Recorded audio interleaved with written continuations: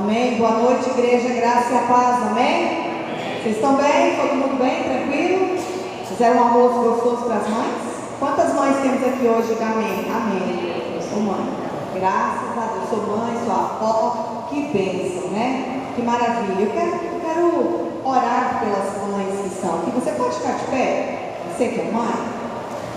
Kátia, você quer depois no final, Kátia?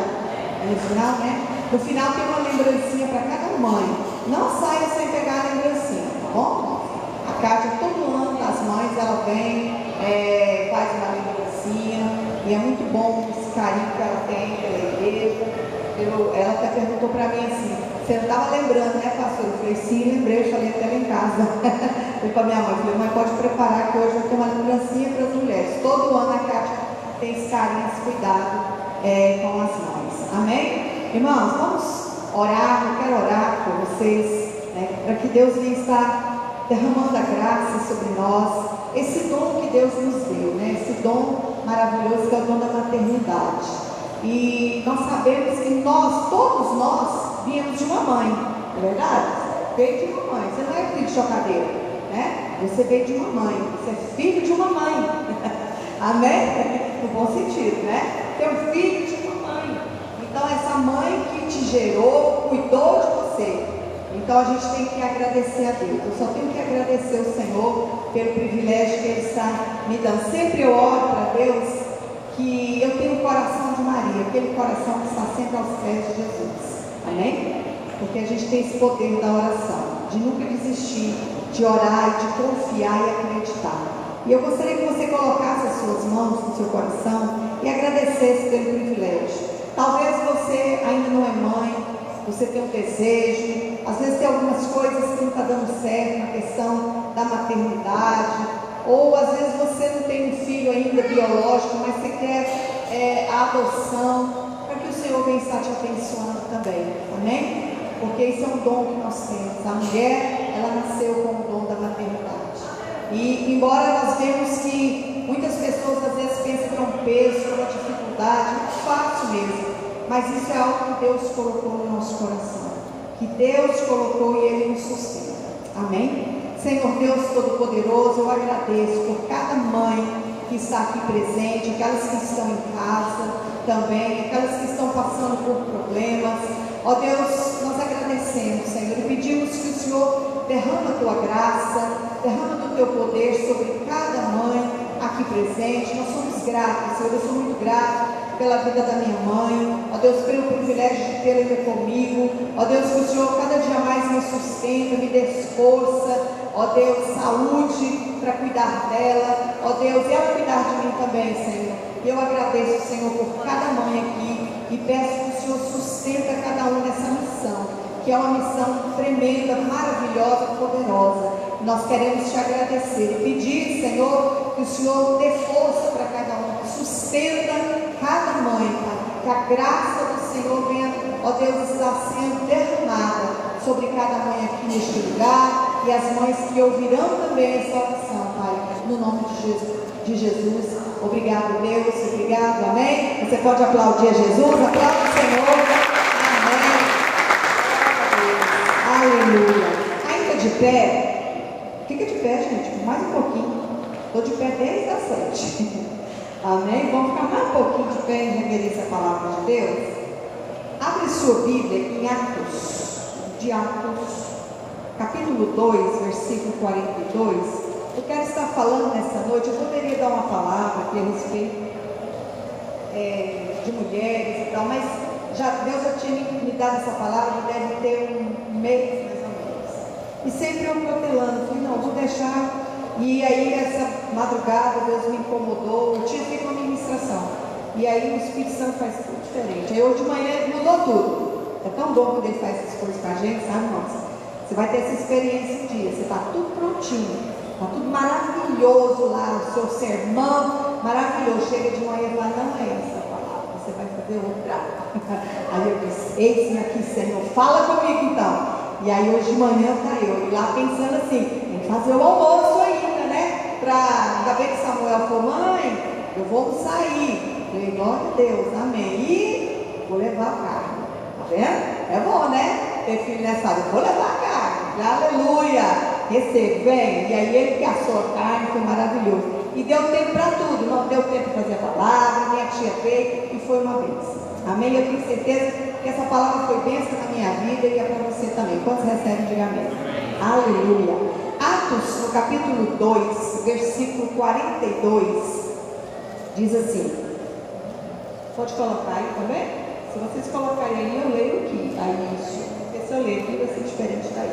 Aí vai dar um atrapalho. E eles perseveravam no ensino dos apóstolos e na comunhão, no partir do pão e nas orações. Tá? E na alma de cada pessoa havia pleno temor, e muitos feitos extraordinários e sinais maravilhosos eram realizados pelos apóstolos. Pode mais um pouco. Todos os que criam estavam unidos e tinham tudo em comum. Feche os seus olhos. Pai, em nome de Jesus, nós te agradecemos, Senhor, pela oportunidade que o Senhor está nos dando. Vivifica a tua palavra nessa noite, aplica teu sangue na nossa mente, tira todo bloqueio, resistência, todo embaraço, tudo aquilo que vem nos distrair, tira a distração, tira tudo aquilo que vem nos atrapalhar de entender a tua palavra, arranca os comichões dos nossos ouvidos, quebra, Senhor, toda resistência, toda mente cauterizada, remove, Senhor, todas as escamas dos nossos olhos, para que a gente possa ouvir, ver os milagres do Senhor e vivenciar os milagres do Senhor nessa noite, em nome de Jesus. Amém e amém. Podem se assentar, amados, se assentem. Irmãos, esses dias, lá em Los Angeles, nos Estados Unidos, sempre tem aquelas queimadas, né? Aquelas queimadas lá, faz queimada, mas é uma queimada assim que acaba até com as mansões, né? Dos magnatas, das pessoas ricas. Então, quando vem aquelas queimadas assim, aquele fogaréu, queima tudo, as casas. E interessante que eu estava vendo uma reportagem na época que todas as casas se queimaram, só um prédio, um edifício ficou de pé. E eu fiquei curiosa, eu falei assim, deixa eu pesquisar mais, por que só ficou esse edifício? Sabe por quê? Porque ele era um edifício de concreto, ele tinha uma base, ele tinha um alicerce forte. A Bíblia fala lá em Mateus sobre os dois fundamentos, aquele que construiu a casa na areia e aquele que construiu a casa na rocha. Vocês já ouviram essa palavra, né?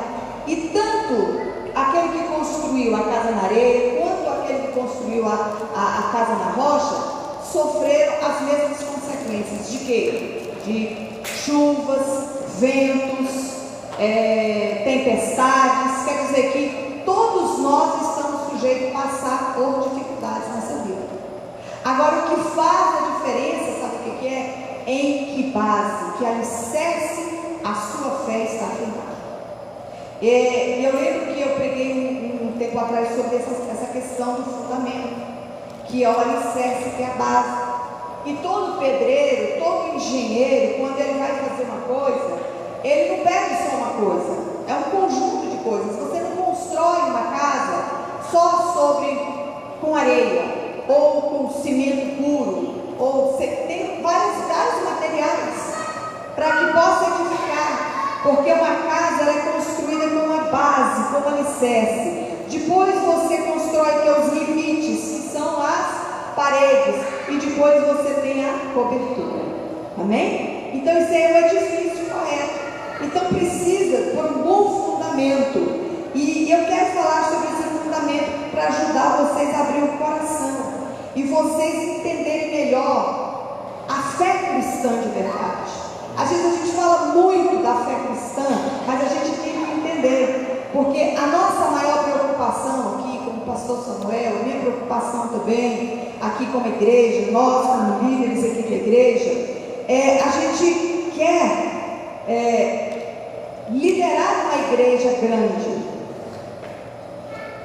A igreja é grande, mas essa igreja grande, ela tem que ser uma igreja cheia do Espírito Santo, porque tem muitas igrejas grandes, com muitos movimentos que a gente vê, grandes movimentos, mas uma fé rasa. A gente não pode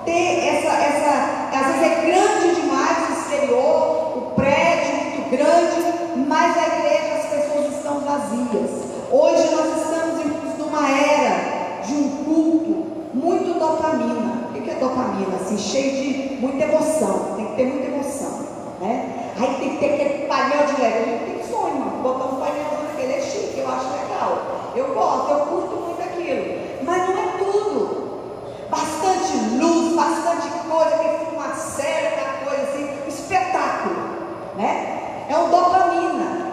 Aquilo ali enche o nosso cérebro. Você sabia que aquilo ali faz uma reação no nosso cérebro, nas nossas emoções? Não estou falando que é errado, mas você está entendendo o que eu estou falando? Isso não é tudo. Isso não é tudo. Porque às vezes, se você não tiver aquilo ali, aí você fala, parece que o culto hoje não foi legal, sei lá, porque você precisa dessa dopamina, você precisa dessa emoção. E a fé não é emoção, a fé é certeza. Amém? A fé é certeza. Emoção, você se engana. Você se engana com as suas emoções. Então, eu fico vendo que hoje em dia as pessoas estão com dificuldade de permanecer no Evangelho. Sabe por quê? Porque quando você tem uma fé rasa, uma fé assim, muito rasinha, bem razoável, aquela coisa bem frágil, você não vai resistir aos tempos de dificuldade. Você não vai resistir aos tempos de pressão. Irmãos, quantas pressões eu já passei no ministério? Você imagina, tem pessoas aqui mais antigas, sabe? Mas eu permaneci, sabe por quê? Porque a minha fé estava alicerçada em fundamentos. Amém? A minha fé estava alicerçada na palavra, não são nas circunstâncias. E essas pressões, às vezes perseguições, nós não sofremos perseguição. Aí no Brasil ainda não está sofrendo perseguição. Esses dias eu fiquei muito feliz de ver algumas faculdades, universidades, né, fazendo os jovens lá, fazendo cultos, que às vezes nas universidades públicas, né, não podem, né, por causa de ideologias, essas coisas, fecharam isso aí. E o povo de Deus está retomando o território. Mas isso aí, o que acontece? São pressões. Você vai perdendo o território. Se você não sentir a sua responsabilidade. E eu estava vendo esses dias que, lendo vamos dizer assim, a história, né? E eu estava vendo que houve uma perseguição muito grande na Etiópia. Muito grande mesmo. E anos atrás, quando o comunismo entrou ali naquele país, na Etiópia, e nós vemos que essa igreja da Etiópia, dos etíopes, era uma igreja viva, era uma igreja que persistia na fé. E quando o comunismo entrou ali naquele país, as igrejas tinham que fechar, elas se fecharam, e só puderam ficar as igrejas estatais, que o Estado permitia, né? Enfim, eles fecharam as igrejas, tiraram ali de dentro as cruzes, né? E nesses lugares eles só permitiam ensinar aquilo que o Estado permitia, eram filosofias, ideologias. E por mais de 15 anos esse país ficou sem cultuar a Deus num domingo. Você já pensou? Irmãos, eu lembro quando a gente ficou sem ir à igreja na época da pandemia, por alguns meses. Irmãos, foi muito doloroso, foi muito difícil. Não é fácil você não se reunir, você vê a igreja, todo mundo com aquela máscara, 2 metros de distância um do outro, e aquele medo, aquele terror, né? E essa igreja da Etiópia ficou 15 anos sem se encontrar, mas a fé daquele povo era tão grande em Cristo, era tão forte, que eles começaram a fazer reuniões escondidas em casa. Reuniões. Hoje vamos colocar aí os nossos GOs, os nossos grupos de oração. Irmãos, os nossos grupos de oração, não é que a gente quer querer nada, irmão, vai que uma hora o Brasil fecha as portas também. Vocês vão desviar? Vocês vão morrer? A gente tem que dar um jeito. A Bíblia diz o quê? Que eles perseveravam, eles se reuniam no templo e nas casas.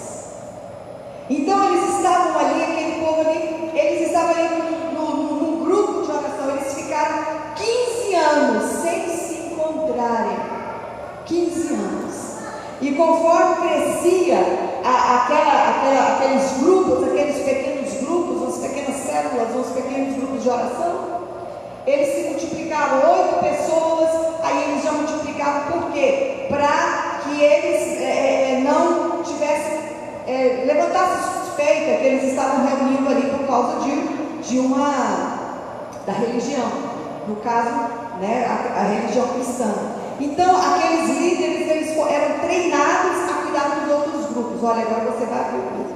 E você sabia que eles acabaram fazendo o quê? Uma cultura de quê? Toda casa que eles iam cultuar tinha um bolo, tinha uma mesa no centro da casa e tinha um bolo e um suco. E debaixo da mesa tinha uma Bíblia escondida. Já pensou, irmãos? E aí, eles faziam como se fosse um aniversário. Por que eles faziam isso? Caso algum emissário comunista chegasse lá, eles falavam, é um aniversário, né?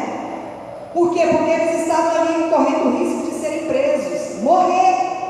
Então eles escondiam ali. Alguns diziam, eu estava lendo lá nessa passagem, falando assim, na história, falando assim, que alguns dias, irmão, o bolo durava muito tempo. Sabe por quê? Além da perseguição do Estado na questão da religião, também havia uma grande miséria, uma pobreza muito grande no país, além da violência.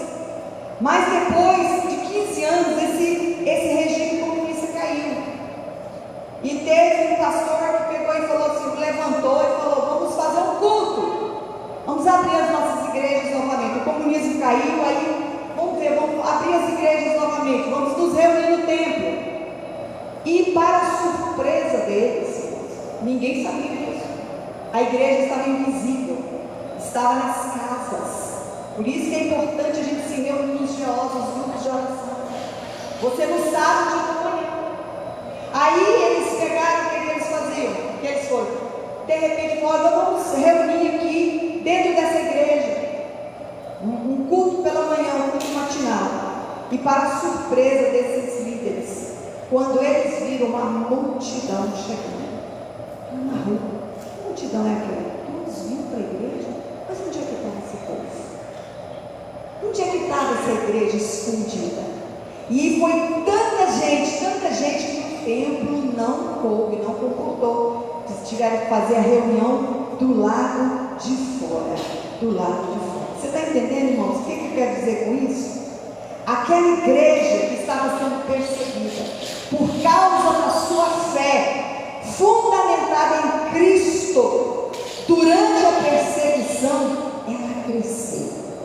A gente sempre canta aquela música, né? A perseguição não parou a igreja, o Coliseu não parou a igreja, os leões não pararam a igreja, amém? Porque a igreja do Senhor estava viva, a igreja de Deus ainda é viva, aleluia. Você é a igreja de Deus? Diga amém. Dê um aplauso bem forte a Jesus, aleluia, glória a Deus. Sabe por quê, irmãos? Porque eles não desistiram da fé, eles não se corromperam na fé, mas eles se mantiveram firmes, convictos na sua fé, porque era uma igreja viva, ali nos fundamentos, uma igreja que a gente, por exemplo, aqui nós zelamos muito pela palavra de Deus. A gente não quer nada que venha fora daqui desse manual. E se tiver alguma coisa que eu falar, ou o pastor falar, ou o líder falar, que estiver fora, nos corrija, por favor, em nome de Jesus. Porque a gente não quer correr esse risco, porque nós queremos perseverar nessa doutrina dos apóstolos, aqui fundamentar, porque nós somos uma igreja que trabalhamos tanto aqui para receber também os irmãos, o conforto dos irmãos, como o pastor Samuel falou, aí a gente cuidar aqui das cadeiras, da qualidade musical aqui que a gente está vendo. A gente quer cuidar também, ter um culto infantil com qualidade, a gente quer fazer as coisas com qualidade, né? Um culto de jovens maravilhoso, a gente quer tudo muito bonito, muito maravilhoso, né? Muito bom. Mas a gente vê, irmãos, que a gente precisa, mas a igreja não é só isso. A gente precisa, às vezes pode ter uma estrutura muito boa, pode ter uma estrutura, mas isso aqui vai ruir. O que vai perseverar na sua fé não é uma boa mas é a sua fé fundamentada na palavra. O que está pregando? O que está falando? Eu falei para você, igreja dopamina, não é só isso, não é só bênção, não é só reteté, tanta coisa. Por isso, irmãos, porque o menino esses dias aí, que o Samuel pregou aquele menino ali falando das falsas doutrinas, dos falsos profetas. Sabe por que as pessoas seguem esses meninos, essas crianças? Porque elas não conhecem a Bíblia. Porque elas estão buscando emoção, elas estão buscando algo que venha realizar, algo que venha resolver o problema dele. Ele quer resolver o problema dele, mas ele não quer servir a Deus. Ele não quer consertar a Bíblia. Quero que fale que eu sou uma bênção, eu quero que fale que eu estou curada, eu quero que fale que aquela macumba foi desfeita na minha vida. Mas a sua vida pessoal, a sua vida com Cristo, como é que fica? Então a gente vê, irmãos, que não é só isso, nós precisamos sermos essa igreja aqui, essa palavra igreja, eclésia. Tem gente que pensa que eclésia quer dizer igreja. Você sabe o que a palavra eclésia quer dizer? Diz assim, os chamados para fora. Você foi chamado para fora. Você foi chamado, não foi só para se assentar aqui e ouvir a palavra, mas você foi chamado, sabe para quê? Você sair daqui desse lugar, ouvir a palavra de Deus e tocar as pessoas lá fora no mundo, tocar as pessoas que estão lá no teu trabalho, tocar as pessoas que estão lá na tua faculdade, tocar as pessoas que estão lá na sua escola. Foi para isso que Deus te chamou. Você tem essa missão, você tem esse propósito. Você tem que entender como igreja isso aí. Você não pode sair daqui e continuar do mesmo jeito. E o interessante é que a gente pensa que igreja é só isso aqui, é só um prédio, e não é. Não é isso. A Bíblia diz que as portas do inferno não prevalecerão contra a igreja. Aí a gente pensa, a igreja batista, a igreja assembleia. Não é essa igreja. As portas do inferno não vão prevalecer contra nós. Você é igreja? Amém? Então as portas do inferno não vão prevalecer contra você. Amém? Porque o Senhor é contigo. E nós é que vamos guerrear. Você está aqui hoje, sabe o que é? Para você receber a palavra. Receber o que é estratégia. Receber o poder de Deus. Porque na segunda-feira, na terça-feira, na quarta-feira, oh irmão, você está sozinho lá fora. Você não está. E igreja não é só domingo. Amanhã você é igreja ou você é só igreja no domingo? Você não é igreja lá no seu trabalho? Igreja que eu estou falando, irmão, não é você pregar, não. Igreja, você representa o reino de Deus lá. Você é um embaixador aqui nessa terra. Representa a igreja. Olha, e aí o que acontece? A gente está junto, a gente vem todo domingo, a gente se ajunta aqui, celebra aqui, adora, reconhece, temos essa comunhão. Isso daqui, irmão, que nós estamos vivendo agora, é simplesmente um encontro. O lugar do encontro, o lugar de nós nos reunirmos na mesa e ouvirmos a palavra de Deus. E isso que a igreja é fundamental para a igreja, que uma igreja comprometida. Uma igreja que seja comprometida com Deus, irmão. Uma pessoa que é comprometida com Deus, ela não passa desapercebida. Se você é uma pessoa comprometida, todo mundo vai olhar para você para ter alguma coisa diferente em você. Tem algo diferente em você, porque você, como se diz, você atrai as trevas, né? Porque você é luz, você não é treva. E é por isso que a igreja, ela tem que impactar o mundo. Você tem que impactar as pessoas. E nós vemos que quando Cristo é revelado em nós, de que maneira? Através da palavra de Deus. E você vai representar Cristo muito bem. Você tem representado Cristo muito bem lá no seu trabalho? Ou é você simplesmente, pastor, eu estou indo na igreja como um frequentador? Você não pode ser só um frequentador. Você só vê a igreja como um espaço. Tem gente que só vê como um espaço. Porque quando Cristo faz uma mudança em nós, irmãos, a Bíblia nos mostra, fala o quê? Que você, quando a Bíblia faz a palavra de Deus, Jesus entra na nossa vida, a palavra de Deus diz que nós nos tornamos o quê? Sal da terra, luz do mundo. Amém? Você é sal da terra. Significa onde a treva, luz chega. Significa, por isso, irmão, presta atenção no que eu estou falando. Deixa o Espírito de Deus falar no teu coração nessa noite. Deixa o Espírito Santo tocar, agir dentro de você. Por isso, irmãos, que um escândalo é um escândalo para o mundo quando um crente cai em pecado. Você não vê lá em letras garrafais, lá nas redes sociais ou no jornal lá, católico fez isso e isso, espírita fez aquilo e aquilo. Não, mas coloca lá, pastor, chamava pastor, botou lá, pastor Mirim. Mirim nem consagrado for, irmão. Já botou pastor. Você está entendendo como é que o mundo age? Você está entendendo como é que é a coisa? Então um escândalo, quando um crente, um cristão cai no pecado, é um escândalo.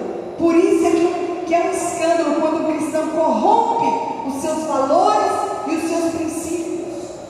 Torna escândalo. Por isso que o mundo pode fazer o que quer, pode fazer tudo de errado.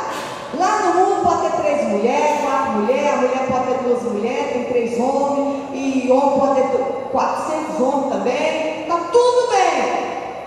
Está tudo bem no mundo, mas na igreja, não. Lá no mundo ninguém se escandaliza, mas na igreja sim. Por quê? Porque para nós cristãos, o que se espera o quê? É que nós tenhamos o padrão de Cristo. Que você tenha o padrão de Cristo. Por isso a palavra cristão significa o quê? Pequenos cristos. Amém? Você é pequeno Cristo, é um representante. Por isso, irmãos, que os fundamentos de uma igreja viva não é somente você vir aqui receber mensagem e você vir aqui para Deus resolver o seu problema. Ele pode resolver e vai resolver em nome de Jesus o que você pedir hoje. Eu creio que Deus pode te dar, amém? Vai te dar em nome de Jesus, mas você não vem só por isso, amém? Porque uma igreja viva, ela expressa fundamentos e nós vivemos em Cristo. Será que você está vivendo essa realidade? Será que você está vivendo essa realidade aqui em Atos dos Apóstolos, capítulo 2, que nós lemos aqui? Desses fundamentos. A igreja primitiva aqui, irmão, nós encontramos ela aqui, a igreja primitiva, a igreja nasceu em Atos dos Apóstolos. Foi a primeira igreja. Depois que a igreja se tornou a institucionalizar, foi lá em 315, quando Constantino institucionalizou, pronto, falou, saiu, né? Colocou ela como a igreja romana, que é aquela história. Eles tentaram matar, tentaram botar fogo, fizeram tudo que podia para acabar com os cristãos. Não acabou? Ah, o inimigo é mais forte que eu, vou me aliar com o inimigo também. É assim. Aqui se tornou a igreja romana, mas ela não era romana, ela era a igreja primitiva, era a igreja dos princípios ali, a igreja que começou. A igreja se tornou romana depois disso aí. Ela se tornou essa igreja estatal, que a gente vê até hoje, né? Que essa igreja que nós vemos, a igreja romana, católica romana, católica quer dizer universal. Então lá está o Habemus Papa, né? Então lá, nós não temos nada a ver, porque isso ali foi institucionalizado, mas não existia. Pedro não era o Papa de Roma, ele nunca foi o Papa de Roma. A igreja se tornou romana apenas nesse tempo aí, e talvez tenha sido a pior coisa que a igreja viveu, quando ela se tornou uma instituição. Foi a pior coisa, porque enquanto ela era igreja perseguida, ela estava cultivando o que? A sua fé genuína, ela estava ali se mantendo forte, ela estava voando alto. Mas quando ela entrou para as grandes catedrais, ali para os grandes templos ali, virou uma instituição que deixou de ter poder de Deus. Então, o que Deus está resgatando na igreja hoje em dia? Que você entenda hoje, né, que é a importância de você entender a sua posição, os fundamentos que você tem. Você foi enviado, Jesus te salvou com uma missão, com um propósito. E olha que foi por essa igreja que Jesus morreu. Amém? Foi por essa igreja que Jesus restaurou essa igreja. Irmão, por que Deus vai restaurar essa igreja? Voltando ao original, Nós vemos aqui em Atos, no capítulo 2 aqui, que essa igreja aqui, ela estava abalando o mundo. A Bíblia diz como era essa igreja, ela se dedicava na doutrina dos apóstolos, na comunhão, no partir do pão, nas orações. E em cada um havia temor, muitos prodígios sinais eram feitos por meio dos apóstolos. Irmãos, entenda uma coisa, a gente vê aqui que era o partir do pão, estava na ceia, eles estavam cheios de temor. Então, o primeiro fundamento que a gente vê aqui, irmãos, que a igreja precisa restaurar na sua vida. Uma igreja poderosa, uma igreja viva, ela precisa ter zelo pela palavra de Deus. Zelo pela palavra de Deus. Irmãos, nós temos 24 horas por dia. Eu estava vendo esses dias, parece que 24 horas são 1.440 e tantos minutos. Quanto de tempo Deus te deu 24 horas, 1.400 minutos você tem por dia? Quanto que você tira do dia para ler a palavra de Deus? Para falar com Deus? Olha o que Deus te deu esse tempo. A Bíblia diz que Ele vai cobrar o nosso tempo, irmãos. O que você tem feito com o seu tempo? Assim, horas e horas. Eu já me peguei, irmão, fico horas e horas ali, ó. Falei, Jesus amado. Nas redes sociais. Você nem vê. Você nem percebe. Zelo. O zelo na palavra original significa ciúme. Você sabe o que é ciúme? Você sabe que é paixão, é cuidado, é um amor passional, é um amor que vem das entranhas. Deus, Ele tem ciúmes da sua igreja, tem ciúmes de nós. Você está achando que Deus gosta quando você fica flertando com outros deuses? Com outros ídolos? Quantos ídolos que nós temos na nossa vida? Quantos ídolos? E Ele tem ciúme. Ele cuida de nós como Ele cuida da menina dos nossos olhos. Fica a menina dos nossos olhos. Imagina eu olhando para você assim, ó, e bem mirando seu olho aqui assim, ó, com um alfinete assim, vai lá no seu olho. Aí você chega e faz assim. Gosto nem de pensar, né? É isso, desse jeito que Deus olha para você. Ele cuida. Ele tem esse zelo por você, como a menina dos seus olhos. Ele cuida de você. E Deus, Ele cuida com esse zelo, irmão. Deus tem esse ciúme. Ele quer. Não é exagero, não. Mas Ele nos ama.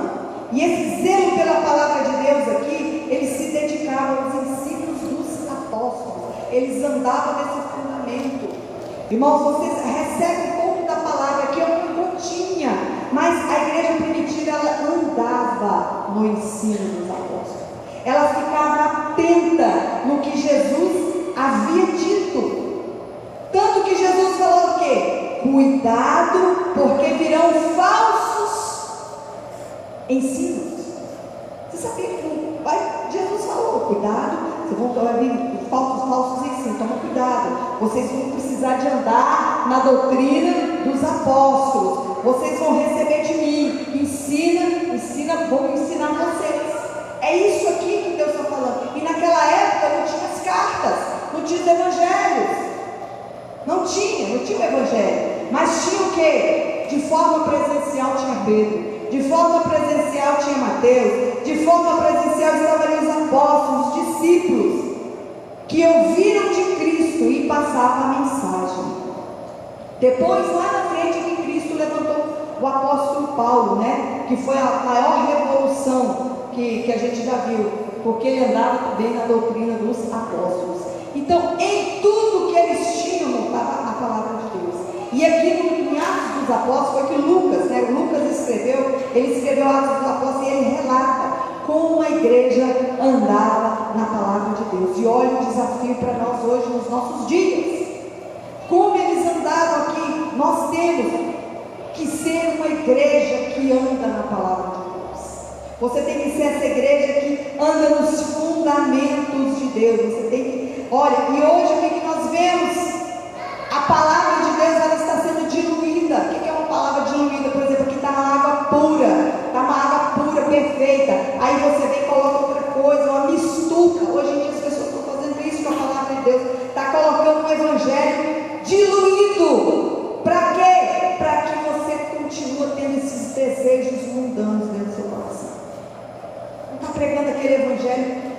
pleno, aquele evangelho perfeito ali. Hoje tem igrejas que permite tudo, eles se adaptam à palavra, se adaptaram, né, naquilo que é carnal, para fazer movimentos. As pessoas estão dessa maneira. É por isso que uma igreja que não está fundamentada na Bíblia, na palavra de Deus, essa igreja, ela começa a ser uma igreja mais motivacional. É uma igreja coach. Muito uau, que maravilha, que beleza, né? Você vai viver uma vida maravilhosa, você vai ser próspero, você vai ter uma vida abundante. Olha aqui, Deus vai resolver seu problema. Como eu disse para você, Deus faz isso? Faz. Mas a igreja precisa ter esse zelo pela palavra de Deus. E se a igreja ela tem esse zelo pela palavra de Deus, irmãos, essa igreja vai pregar sobre santidade. Pastora, faz tanto tempo que eu não ouço essa palavra, santidade. Ninguém prega santidade mais, né? Separação do mundo. Irmãos, não é fácil você vir aqui pregar sobre santidade. Não é fácil para a gente vir aqui e falar o que acontece quando quebra uma aliança de casamento. Você acha que é fácil? Não é não. Não é fácil. Alguma mensagem às vezes que vem e dói nas pessoas, aquela mensagem vai lá bem na ferida. É a palavra de Deus. Porque tem pessoas que às vezes incomodam, e às vezes tem muitas pessoas que elas ficam tão incomodadas com a palavra de Deus, não é com a doutrina aqui da igreja, mas com a palavra de Deus, ela está buscando um lugar que não faz tanto sobre isso. Ao invés de se consertar. Às vezes eles vêm na igreja achando que vão viver milagre, e não percebem que o maior milagre está no fundamento da fé. O maior milagre está no fundamento da fé. Então, o maior milagre que pode existir dentro da igreja, irmão, não é a cura de um câncer, não é você ter carro do ano, não é você ter uma família mais maravilhosa e abençoada, mas a melhor coisa, o maior milagre que pode acontecer na vida de uma pessoa chama-se salvação. Diga assim, salvação. Quantos salvos temos aqui? Diga amém. Você tem certeza? Quem é salvo tem certeza? Diga amém. Amém? Então você tem certeza da sua salvação. E não existe milagre maior do que libertar uma pessoa do destino eterno do inferno, irmão. Não existe milagre. Não se prega do inferno, mas vai ter um inferno. E o inferno não foi feito para você. O inferno foi feito para o diabo e seus anjos. Mas por causa da dureza, por causa que você não anda nos fundamentos de Deus, muitos vão estar caminhando. Quantos estão me entendendo? Diga amém. Então isso aqui é a coisa mais importante. Esse é o maior milagre do que tudo.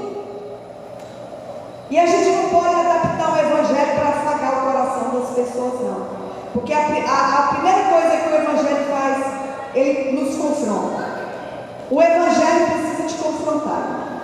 O evangelho precisa te limpar. Sabe? Porque quando a gente chega aqui, a gente chega tudo sujo. E ainda continua. Muito sujeira. Todos os dias. Esses dias eu fui fazer uma faxina lá dentro de casa. E eu, sem querer, eu descobri que eu era uma acumuladora. Eu falei, eu sou uma acumuladora? Eu não sabia. E aí eu vou tirando coisa dentro da minha casa. Eu fui tirando livro, agenda de 1930, quer dizer, brincando, ó. Você entende o que eu quero dizer? Que é tão antigo, que a coisa está lá, entupindo. E eu fui tirando. Um dia, 2 dias, eu falei, Jesus. Aí eu botei tanto lixo, eu falei, meu Deus, o pessoal vai achar que eu estou mudando. Porque tanta coisa, né? E o Espírito de Deus começou a falar comigo. Como está atual. Tem acumulação dentro de você? Começa a ver sujeira dentro de você também. Você está achando que você está tudo tranquilo. E o Espírito Santo, ó, dá-lhe cor na dona Leonina.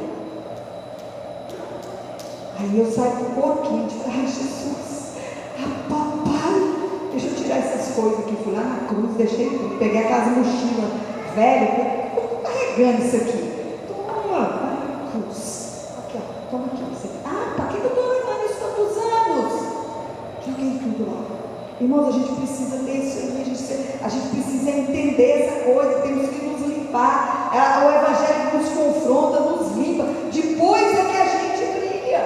Agora, como é que uma casa não se constrói uma casa de baixo, não? Construir uma casa, uma base de fé sua num alicerce roto. O que é um alicerce roto? Rachado. Você sabia que estava entrando aqui, irmãos? Filtrações, porque estava rachadura. São rachaduras, às vezes, da nossa alma, que às vezes não são bem estruturadas, faltou uma estrutura. Aí como é que você precisa ser bem estruturado? E nós temos que entender, sabe o que é que a gente precisa, nós precisamos ser essa igreja restauradora, nós precisamos ser restaurados. Quantos precisam ser restaurados aqui? Diga amém. Você vai ser restaurado hoje em nome de Jesus. Se tiver alguma rachadura, alguma coisa que precisa do milagre de Deus na sua vida, irmão, milagre só acontece como? Quando você não pode fazer mais nada. Enquanto você está fazendo alguma coisinha, Deus não faz milagre. O dia que você fala assim, fiz tudo que eu podia fazer, agora acabou. Aí Deus faz milagre na sua vida. Sabe por que o milagre não chegou ainda? Porque você ainda está no lugar de Deus. Você não está deixando Deus fazer como tem que fazer. Aí Ele deixa você ir, te dá conta, lá. Aí o dia que você fala, foi. Aí acontece o milagre na nossa vida. Então nós temos que entender que nós temos que ser essa igreja restauradora, essa igreja discipuladora, essa igreja que cresce lendo a Bíblia, cresce nesse fundamento. Senão, irmão, se você não lê a Bíblia, você não tem fundamento. Você pode ser até uma pessoa boa, tem muita gente boa, irmãos. O inferno está cheio de boas intenções. Você pode ser uma pessoa muito boa, mas se você não desenvolver a sua fé, se você não ler a palavra de Deus, você não tem fundamento. E só a palavra de Deus gera esse fundamento. E hoje a gente tem Bíblia, irmão, para tudo quanto é lado. A gente tem Bíblia de smartphone, a gente tem Bíblia papel impresso. Você pode escutar a Bíblia no carro, você põe lá no carro a Bíblia, você vai no trabalho lá, você pode, irmão. Uma dificuldade, tem gente, tudo agora virou TDAH, né? Todo mundo agora é meio doidinho, todo mundo TDAH, virou moda agora isso aí, né? Pastor, irmão, não pode ser assim. A gente fala, não, eu tenho, porque isso é uma guerra. Quando você vai ler a Bíblia, é um livro espiritual. Por isso que às vezes, quantas vezes, irmãos, eu estou lendo a Bíblia, aí vem assim, nossa, a conta de luz, porque eu cresci tem 4 anos, eu sou uma adulta, tem 4 anos e pouco que eu sou uma adulta. Hoje eu sei pagar conta, eu sei pagar água, pagar luz, né? Porque quem pagava antes era meu marido. Depois ele morreu, eu tive que estar no lugar dele. Aí eu cresci. Agora eu dormia, eu lia a Bíblia, eu não me preocupava com isso, sabia que eu crescia. Agora eu sei, mas meu Deus, se eu tiver 10 que pagar luz, meu Deus, economiza essa coisa, economiza isso aqui. E aí eu estou lendo na Bíblia, lembrando disso. Jesus é bom de novo. Onde eu estava mesmo? Estava aqui Pedro, João. Vou ler tudo de novo. É assim, irmão. É uma guerra. É uma guerra na nossa vida. Aí você está lendo a Bíblia, você está orando, de repente você escuta lá, fala, esse inferno ligado, meu Deus do céu, a panela. Vem tanta coisa, irmão, na nossa mente, tanta coisa. Mas o que você tem que fazer? Você tem que se voltar a Deus. Dizer, alma, espere em Deus, porque ainda você vai louvar o Senhor, vai louvar a Deus, vai louvar o zelo da casa de Deus. Primeira base, irmão, que nós precisamos, começa a ler, irmão, lê 10 minutos da palavra de Deus, qualquer quantidade que você lê, porque primeiro deve ser a base. Primeiro tem que ser o quê? Fala, igreja. Primeiro tem que ser, me ajuda aí. Primeiro tem que ser o quê? A base. Depois vem o quê? A bênção. Primeiro é o quê? A base. Depois vai ser o quê? A bênção. Você quer a bênção? Vai para a base. Aleluia. Glória a Deus.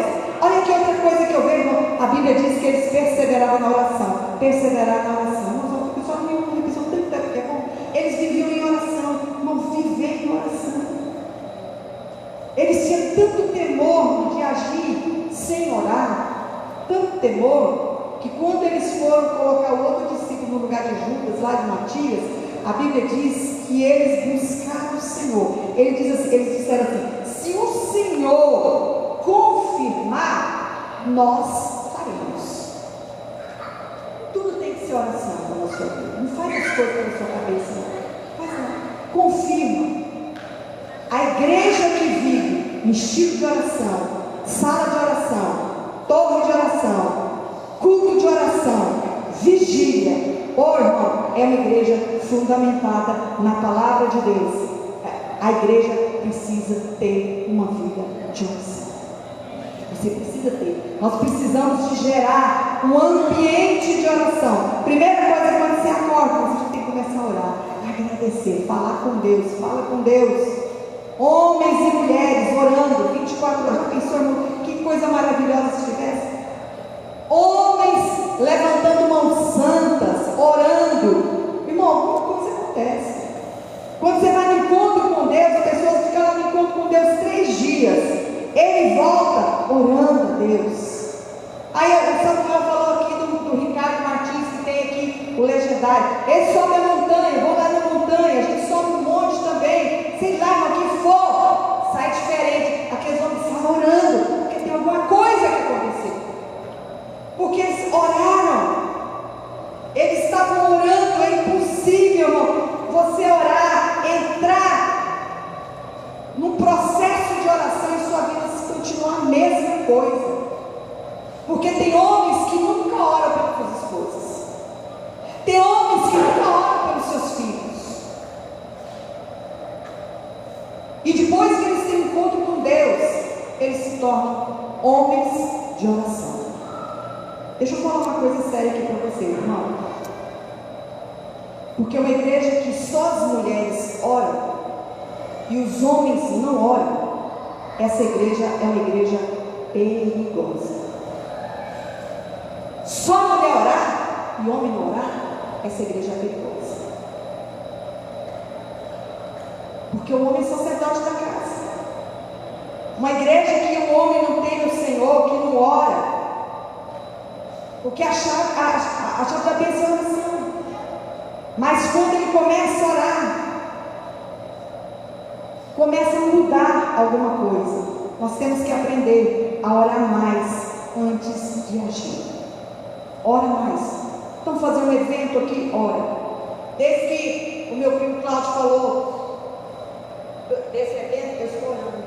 Eu estava orando, Senhor, você com a tua vontade, para o benefício da igreja, para o crescimento espiritual. Senhor, as portas se abrirão.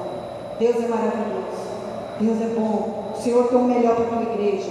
Senhor, abençoa. Levanta mulheres. A Beth fala: pastor, vamos fazer a rede de mulheres. Pastor, eu posso fazer assim, assim. Faça. O importante é que você faça, porque a obra é do Senhor. Amém? Faça. Mas ore antes. Ore. Busque a Deus. Busque o Senhor. Irmãos, pastor, sabe o que é, pastor? Eu começo a orar, começo a abrir a boca. Irmão, é melhor a gente dormir na oração, sonhar que está orando, do que a gente não orar.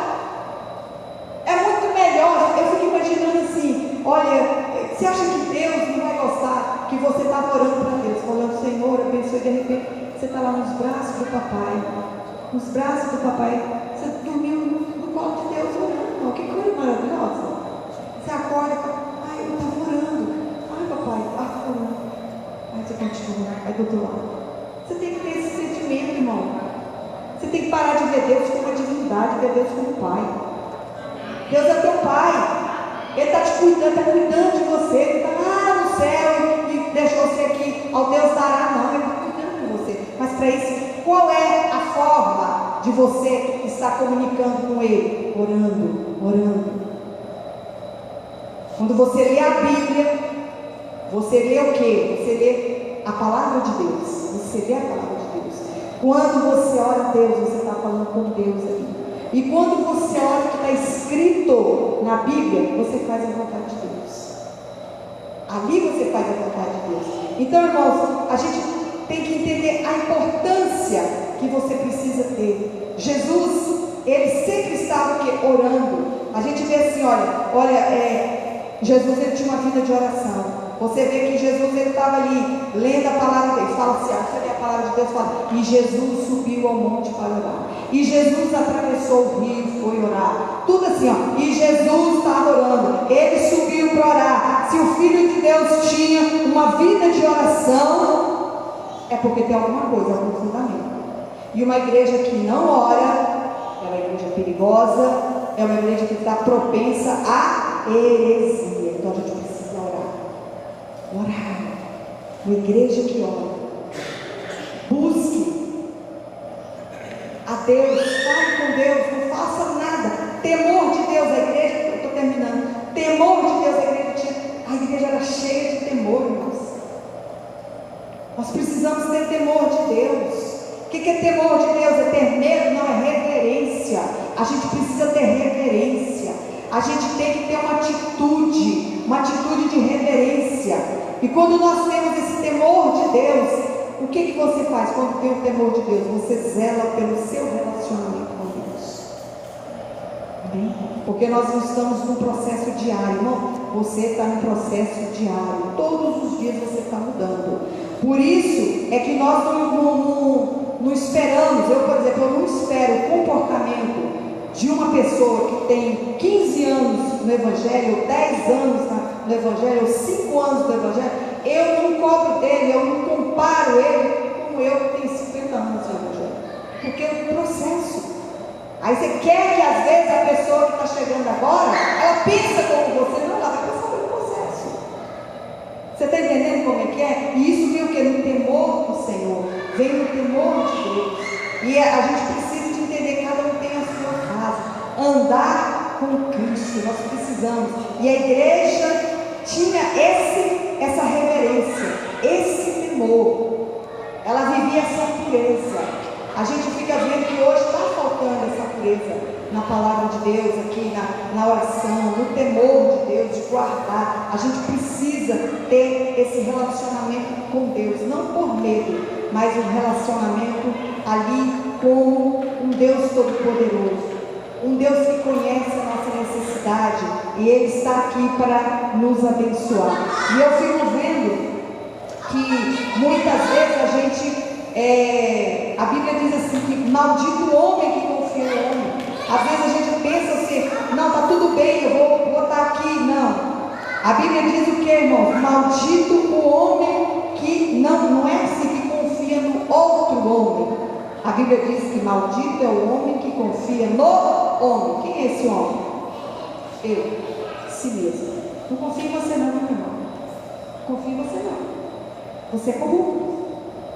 Você é enganador. Você é mentiroso. Você está aqui pela misericórdia de Deus. Tá? Vem aquela vontadinha de mentir, aquela vontadinha de pecar. Você fala, oh meu Deus, olha o homem corrupto de novo aqui. Olha ele ressuscitando. Então a gente tem que entender esse temor de Deus. Nós precisamos ver o milagre da salvação, comunhão uns com os outros. Vamos colocar, porque eu quero estar orando com você nessa noite. Tem muita coisa para falar, irmãos.